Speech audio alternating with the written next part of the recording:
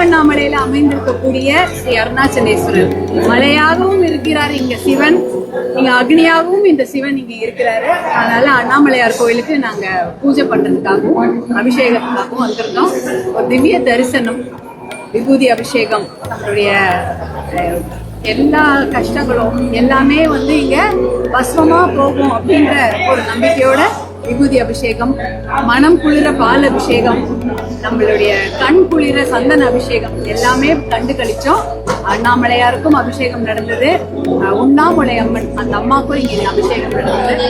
எல்லாவற்றையும் குடும்பத்தோட பார்த்து மனம் நிறைய பிரார்த்தனைகளோடும் கண் நிறைய சந்தோஷத்தோடும் நாங்கள் இங்கே சாமியை பார்த்துட்டு போனோம். திருவண்ணாமலையில கார்த்திகை தீபம் வேற இப்ப 10 நாட்களுக்கு இங்க நடந்து கொண்டிருக்கிறது. அதனால அந்த விசேஷத்தையும் இன்று மாலையில கண்டு அந்த திவ்ய தரிசனத்தையும் பார்க்கணுன்றதுக்காக காலையிலேயே வந்துட்டோம்.